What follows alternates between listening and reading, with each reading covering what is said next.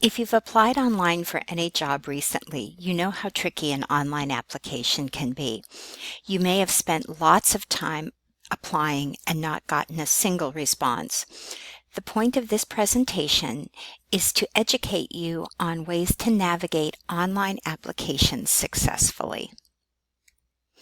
So we'll start by defining an applicant tracking system, or ATS, and understanding how they work. That's the first step to being able to apply successfully online. We'll understand why it is employers use applicant tracking systems, and therefore what your goals should be when applying using an applicant tracking system. And finally, we'll spend most of the time of this presentation learning key tips to maximize your chances of success when applying online. An ATS is an online software that employers use essentially to manage enormous amounts of applicant information. It allows them to evaluate these applicants much more consistently and thoroughly than could ever be done manually.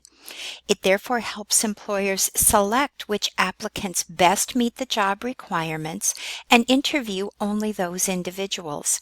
And it also builds a database of potential candidates for current and future job openings. So remember, when you're applying online, that application is likely sticking around longer than had you just emailed a resume. How does it work?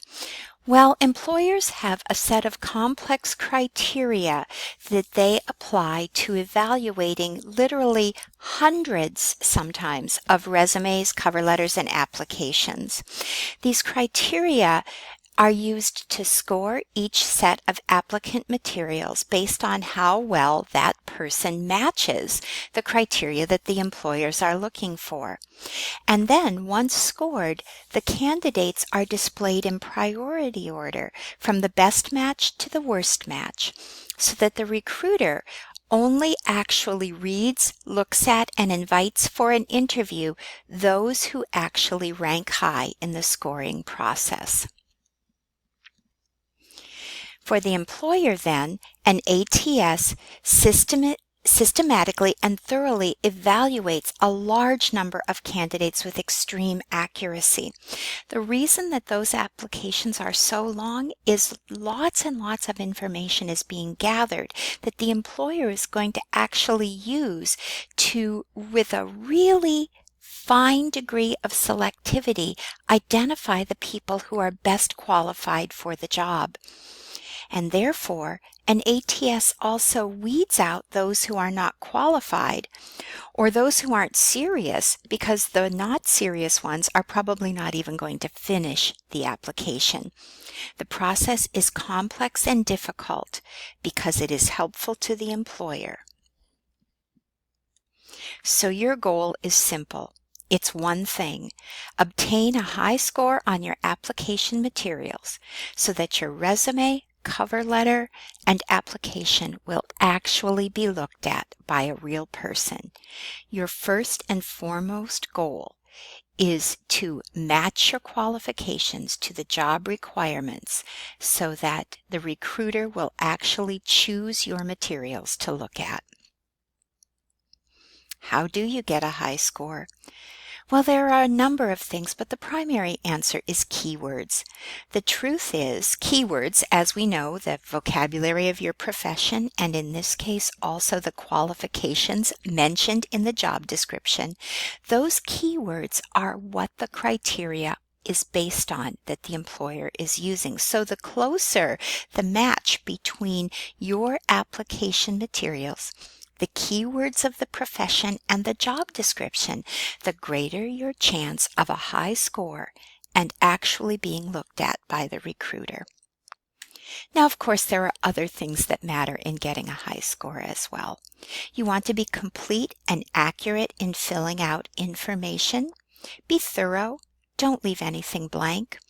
You want to reflect your related skills and abilities when you answer questions. So you do want to think about what you're saying.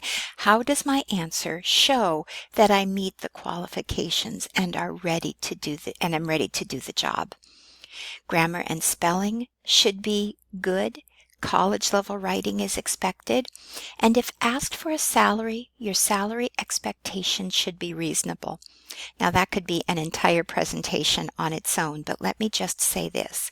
A career coach is happy to work with you to determine a reasonable salary expectation for any given position. So rejection, why don't you get picked, is really the opposite of everything we've talked about. Again, it's the keywords, but in this case, not enough keywords or not repeating keywords throughout the resume and application or not using them correctly in context. The truth is, keywords need to appear more than once on a resume, so just a list, while it's helpful, is probably not enough. You need to fill that resume with examples of how you have used related skills, abilities, and knowledge in your previous positions. Also, an incomplete or poorly done application, spelling and grammar errors, unrealistic salary expectations, and not enough related experience. So I don't want to give you the impression that applying online is really just all about knowing the right tricks to use. At the end of the day, you really need to be qualified for the position. When you've done your best job describing and detailing your experience, and you still don't get picked, it could well be that you simply do not have enough related experience at this point in time. So if you've been applying and you've addressed all the technical issues, but you're still not getting interviews, that's time to work with a career coach to make sure that the level of job you're applying for is appropriate for where you're at in your career. Now, before we talk about tips for the application process itself, let's talk about the online resume. We've talked about resumes in another context, and you know I've encouraged you to be brief, succinct, to use phrases, to use formatting to your advantage. But there are some differences to a resume that you would upload or copy paste in an applicant tracking system. In a resume that you would hand to someone, you can feel free to be creative in format. Remember, format is just a carrier for the message, right? But in an online application, a traditional chronological format with the most recent experience at the top and the older experiences down the page is really what you want to use. Standard headings. An online resume should look like every resume you've ever seen. Now, you still don't want to use a template. That's not going to work well. But the format that is most traditional tends to work best in an applicant tracking system. Nevertheless, you still want to focus on content, not length. In fact, you can be a little bit longer in an online application, online resume, as long as you're not being irrelevant. So I do still want you to be succinct and not ramble, but longer resumes with repeated keywords tend to score higher in the applicant tracking software. And interestingly enough, although typically we would say you don't need a physical address on a resume, for an online resume, do put your address on there. The applicant tracking system may likely kick out a resume that doesn't have an address, in addition to an email and a phone number. You'll want a summary or objective at the top of your resume, and you'll want that summary or objective to match the job description. In other words, this should be your main statement of why you're qualified for the job. And make sure that when you describe previous experiences on the resume as well as in the application, that you're actually describing things about that experience that relate to the skills, abilities, and knowledge listed in the job description. This concept is always true, but it's even more true when a computer is going to be evaluating your qualifications against the job description. You literally want to use exactly the same words. Now, I'm not suggesting you fabricate, but whatever terms they use for the skills you possess, you want to use those same terms. Whether you upload or copy paste, follow the instructions. Most ATSs will tell you to use Word, and we would recommend that because PDFs tend to get jumbled during the upload process, and most applicant tracking systems are going to convert your document to a PDF anyway. And should you copy paste, that's when you want to keep formatting to a minimum and avoid symbols that might be seen as computer code. So let's talk about tips. And let's be honest, electronic applications take longer and are much harder to fill out. So create an account on the application site if you can. And before you ever begin, gather the necessary information you're likely to need. Names, addresses, employment dates, education. It's really frustrating to have to stop partway through an application and go track down something. So try to anticipate what you might be asked for and gather all that information. Jot it down. You're going to be using it more than once as you apply for jobs or internships. Determine if you're going to have to finish that application in a single sitting or if you can return to the site later, and plan your time accordingly. You don't want to have 45 minutes and find out that you have to do that application all in one shot and it's going to take an hour. And don't leave anything blank. Answer everything to the best of your ability. You may find that there are some unusual questions or questions that don't seem to fit on that electronic application. And that's because employers use that same application for a large number of positions. So not all questions on there are going to apply to you. But nevertheless, if you have something to say related to a question, say it.